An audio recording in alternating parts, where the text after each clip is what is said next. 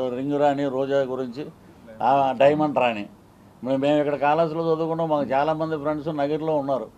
ఎక్కువ మంది తమిళన్స్ ఎక్కువ ఉన్నారు, నగిరి వ్యాపారస్తులు. ఈవిడేమో గుడ్ మార్నింగ్ ఎలా అనొచ్చు, ఇలాగ పైకి జన సైనికులను రెచ్చగొట్టాకి గుడ్ మార్నింగ్ అని ఎలా ఉంది. మరి ఈవిడొచ్చి చంద్రబాబు నాయుడు గారు ఒక దరిద్రుడు జైల్లో ఉంటే ఇంకో దరిద్రుడు సపోర్ట్ చేశాడని పవన్ కళ్యాణ్ గారిని నువ్వు మాట్లాడితే నీ విఘ్నత ఆడదాను కాబట్టి ఇంకంతకన్నా ఎక్కువ మాట్లాడకుండా వదిలేసాం మేము. ఒకటే ఆవిడ మినిస్టర్ అయితే మేమందరం ఆ గదిలో రోజా గారు వస్తున్నారండి అని చిరంజీవి గారు అంటే మేమందరం వీళ్ళు మినిస్టర్ ఎవరో అనుకుని ఈమె వస్తుందంటే మేమందరం గదిలోకి వెళ్ళి కూర్చున్నాం. మేమందరం చూడకూడదని.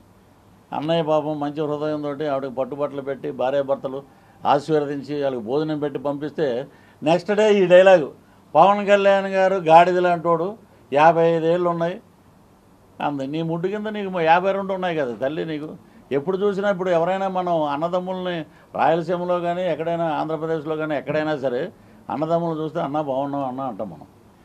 ఆనందం చూడాలనుకున్న వాళ్ళందరూ భోగుమంతులంతా పోతున్నారు. ఇప్పుడు మొత్తం ఖాళీ. నేను ఒక యాడ్ చేశాను, ల్యాండ్ టైటిలింగ్ యాక్ట్ అని. దాని మీద ఏంటో లోకేష్ బాబు మీద కేసు అంట, చంద్రబాబు నాయుడు గారి కేసు అంట. దాని మీద ఎవరు మాట్లాడినా కూడా వారిని అరెస్ట్ చేస్తారంట. అంటే ప్రజలకి మనం మీరు ఈ రకంగా పోతున్నారా నాయన, రాజా రాజా అంటుంటాడు. అందుకు బయటికి రమ్మనండి రాజాని. దేత్తడి పోచమ్మ గుడి అయిపోద్ది తెలంగాణలో చెప్పినట్టు. బయటకు వచ్చి మీరు మాట్లాడమనండి. ఇదే తిరుపతిలో నేను ఛాలెంజ్ చేస్తున్నా. తిరుపతిలో ఎక్కడైనా ఒక మీటింగ్లో నిలబడమనండి ఆయన. వీళ్ళందరూ ఏంటంటే గట్టిగా మాట్లాడు. ఆవిడెవరో యాంకర్ శ్యామలాగదేవి అంట, బెట్టింగ్ రాని ఆమె. బెట్టింగ్ యాప్లకి యాంకరింగ్ చేస్తుంది ఆమె. వచ్చేసి వైజాగ్లో మాట్లాడితే మహిళలంతా చీ అంటున్నారు. ఏంటంటే రోడ్లు బ్రహ్మాండంగా ఉన్నాయంట, జగనన్న పాలన అసలు రామరాజ్యంలా ఉందంట అంటుంటే నీకు అలా కనపడిందా తల్లి? మాకు అలా ఏదో అంటాడు పోసన్ డైలాగే, ఏం మాట్లాడేవరా నరాలు కట్ అయిపోయినాయి అంటాడు చూసారా. అలాగా ఈ మాట ఇలాంటివి చేస్తున్నారు వీళ్ళు. కాబట్టి వీటికి అన్నిటికీ చర్మగీతం పడుతుంది. కాబట్టి ఈరోజు ముద్రగడ్డ పద్మనాభం గారు ల్యాండ్ టైటిలింగ్ యాక్ట్లో నేను యాడ్ చేశాను 2 డైలాగులు. మీరు ఏదైనా అడిగే ముందు నేను ఒకటి నామకరణ మహోత్సవం ఒకటి చేయాలి. తిరుపతి కాబట్టి చాలా పవిత్రమైన పుణ్యక్షేత్రం. మరి ఆయన కాపు నాయకుడు అంటున్నాడు కాబట్టి పవన్ కళ్యాణ్ గారిని నేను ఓడించేస్తాను. నేను పవన్ కళ్యాణ్ గారిని అసలు పంపించేస్తాం ఇంటికి. అక్కడ ఉండేది 2,36,700 ఓట్లు ఉన్నాయి అక్కడ పిఠాపురంలో. 1,60,000 ఓట్లు పవన్ కళ్యాణ్ గారికి పోలవుతాయి. లేకపోతే నేను నీ ఇంటికి వచ్చి నేను ఊడిగం చేస్తాను చెప్పా. ఒరే నాయన నీకేం తెలుసురా, నీకు అక్కడ ఎక్కడో కూర్చుని భోజనాలు పెట్టడం, పచ్చడి జాడీలు పంపటం, కాపు నాయకుడు అనే పేరు పెట్టుకోవడం అంత తప్ప నీకేముంది? నీకు ఎప్పుడైనా సరే వస్తారు, ఫస్ట్ రోజు రాగానే ఒక కండ వేస్తారు. నామకరణ మహోత్సవం అసలు ఒరిజినల్గా అయితే మేము బ్రాహ్మణుల్ని వీళ్ళందరినీ పిలిచి బ్రహ్మాండంగా చేద్దాం అనుకున్నాం. మరి కుదరలేదు కాబట్టి మీరే అందరూ బ్రాహ్మణ్స్ అనుకుంటాం మేము. మీ అందరూ వేద పట్టణాల మధ్య ఎక్కడైనా ఒకటేసి చిన్న మ్యూజిక్ వేయండి. ఆయన ఓడిపోయాడు ఎప్పుడో, కాబట్టి తిరుపతిలో ఆయన పేరు మారుస్తున్నాం.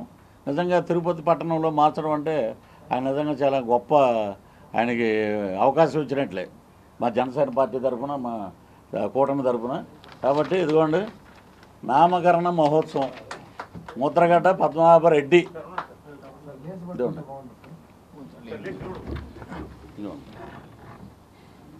నామకరణ మహోత్సవం ముద్రగడ్డ పద్మనాభరెడ్డి. ఇతను కాపు కాదండి, రెడ్డి అయిపోయాడు.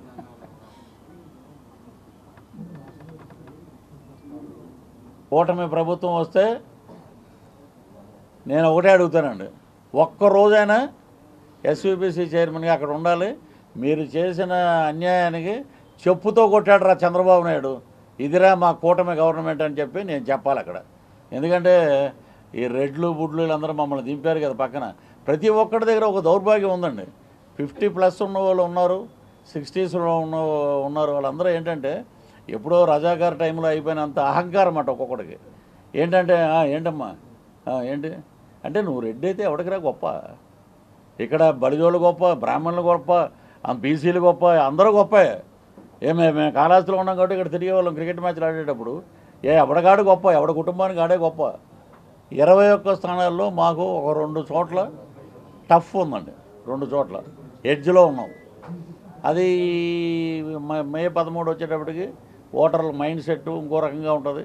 అవి కూడా మేము కైవసం చేసుకుంటాం. మేము ఆడెవడండి, ఆడెవడు జనసేన పార్టీ రాకముందు పోతున్న మహేష్ ఎవడు, ఆడెవడో తెలియదు. ఏంటంటే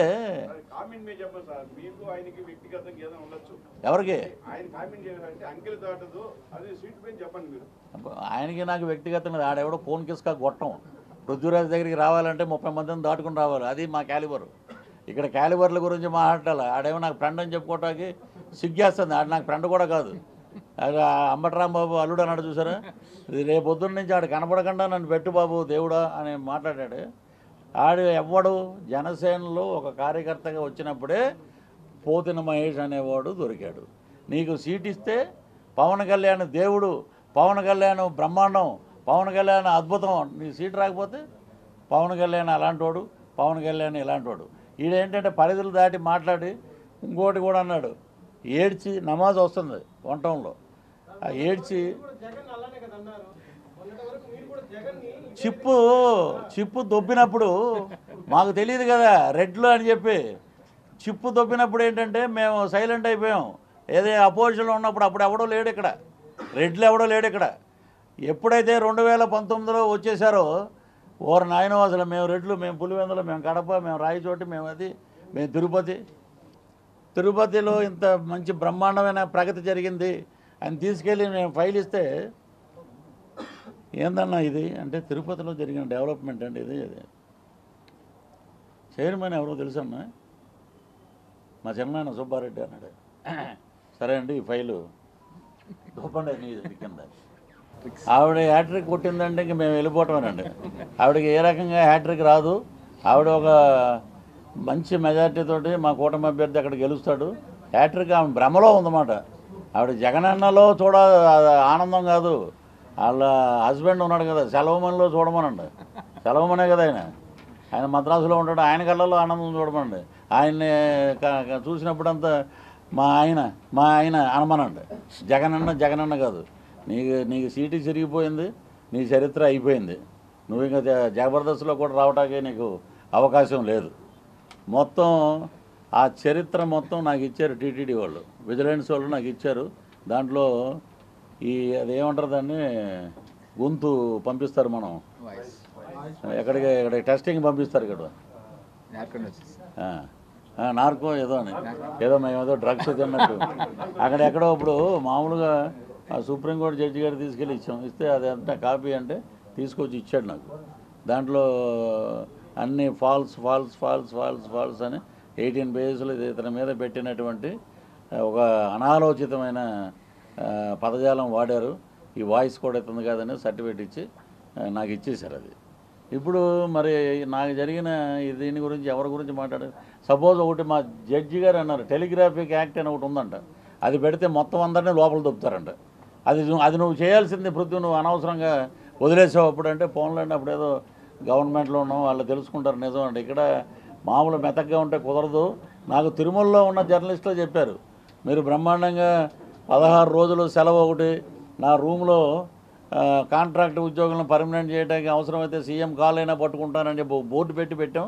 పెడితే ఒకటే అక్కడ జరిగిన అవకతవకలు. అప్పటికి ఇంకా మా మిస్టర్ సుబ్బారెడ్డి గారు ఆయన ఇంకా చైర్మన్ అవ్వలా, బోర్డు లేదు, ఇంకా చైర్మన్ అయ్యాడు, బోర్డు లేదు.